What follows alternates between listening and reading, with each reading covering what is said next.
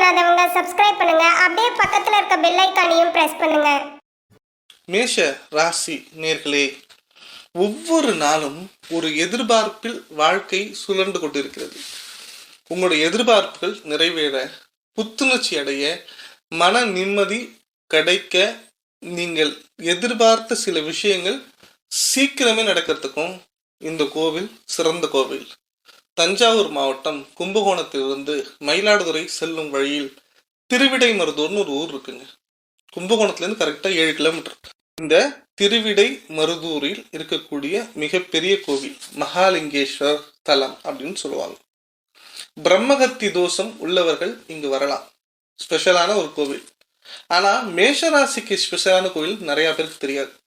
இந்த கோவில்ல ஒரு சைடு போகணும், இன்னொரு சைடு வரணும் அப்படிங்கிறதுலாம் எந்த விதமான கட்டுப்பாடுகளும் கிடையாது.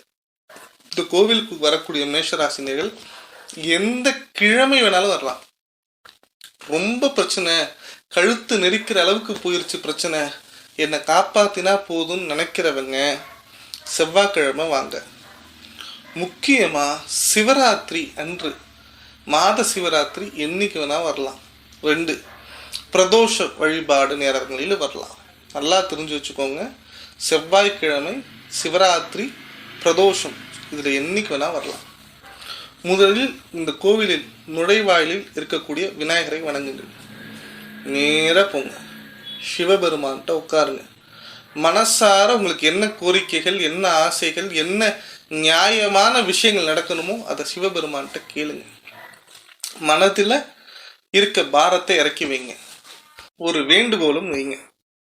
இது முடிந்த பிறகு தொடர்ச்சியாக உன்னை தரிசிக்கிறேன், உன்னுடைய கோவிலில் கண்டிப்பாக ஒரு அர்ச்சனை பண்றேன், ஒரு அபிஷேகம் பண்றேன், ஒரு வஸ்திரம் சாத்துறேன், என்ன மாதிரி வேணா உங்களோட சக்தி கேட்ட மாதிரி நினைச்சுக்கோ.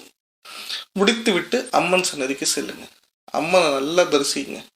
வாங்க, அங்க கிட்டத்தட்ட நவ கிரகங்கள் பக்கத்துல அதாவது 27 நட்சத்திரத்துக்கும் உகந்த சிவன் சன்னதி இருக்கு. அங்கேயும் போய் பாருங்க. முடித்த பிறகு கோவிலுடைய கர்ப்பகிரகத்தில் திருப்பி சொல்றேன், நேர் எழுத்தாப்புல இருக்கக்கூடிய கொடிமரத்துல வந்து விழுங்க. விழுந்து கும்பிட்டுட்டு நல்லா தெரிஞ்சு வச்சுக்கோங்க, உங்க மனசுல என்ன விஷயங்கள் தான் சரி, நீங்க அழணும்னு நினைச்சா கூட இந்த கோயில் வாசல்ல உட்காந்து அழணும், தவறே கிடையாது. அவ்வளவு ஸ்பெஷலான ஒரு விஷயம் ஒவ்வொரு மேஷராசினியர்களுக்கும் இந்த கோவில்ல நடக்கும். உங்களுக்கு ஒரு குழந்தை பாக்கியம் வேண்டும் அப்படின்னாலும் சரி, வேலை நன்றாக வேண்டும் அப்படின்னாலும் சரி, பொருளாதாரம் மேம்பட வேண்டும் அப்படின்னாலும் சரி, வாழ்க்கையில் திருப்புமுனை ஏற்படுத்தக்கூடிய எந்த விஷயங்களாக இருந்தாலும் சரி, அதே மாதிரி உங்களுடைய சொல் பெயர் எங்கேயானு கெட்டு போயிடுச்சு, உங்களுடைய கேரக்டர் வீணா போயிடுச்சு, உங்களுடைய வியாபாரத்தில் தடங்கள், கொடுக்கல் வாங்கல் பண பிரச்சனையில நிறைய சிக்கல்கள், 3ஆம் நபர் தலையீடு குடும்பத்தில் அதிகமாக இருக்கிறது அப்படிங்கிற மாதிரி என்ன ஒரு சட்ட சிக்கலையும் இந்த கோவில்ல அமர்ந்து நீங்க ப்ரே பண்ணீங்கன்னா அந்த பிரேயருக்கு நல்லதொரு பலன் அப்படிங்கிறது கிடைக்கும். அதையும் தாண்டி இந்த கோவில்ல நீங்க முக்கியமா வணங்க வேண்டிய ஒரு விஷயம் என்ன அப்படின்னு பார்த்தீங்கன்னா, இந்த கோவிலுடைய தல வரலாறை நீங்க ஒரு வாட்டி படிச்சு பாருங்க.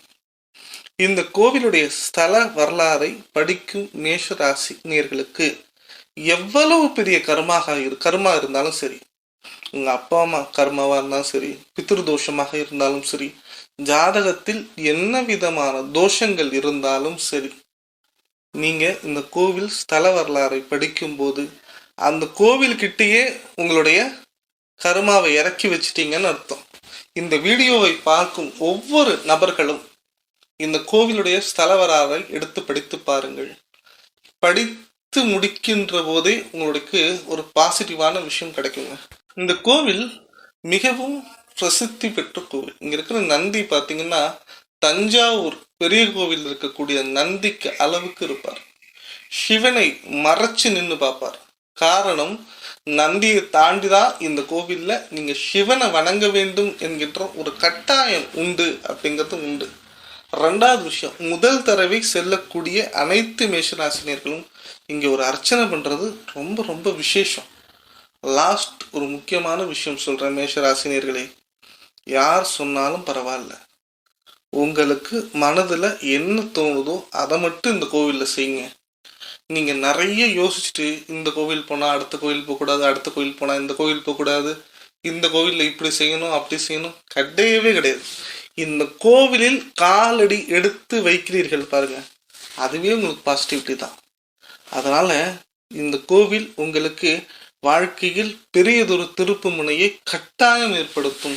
மனதில் இருக்கக்கூடிய சில சந்தேகங்களை முடிவுக்கு கொண்டு வரும், நிம்மதி கிடைக்கும். உங்களுடைய வெளியூர் பிரயாணங்களும் வெளிநாட்டு வாழ்க்கையும் கண்டிப்பாக சுபிக்ஷமாக ஏற்படுத்தி தரும் அப்படின்னு சொல்லாங்க. மேலும் தகவலுக்கு எங்கள் சேனலை மறக்காமல் சப்ஸ்கிரைப் பண்ணுங்கள். நன்றி.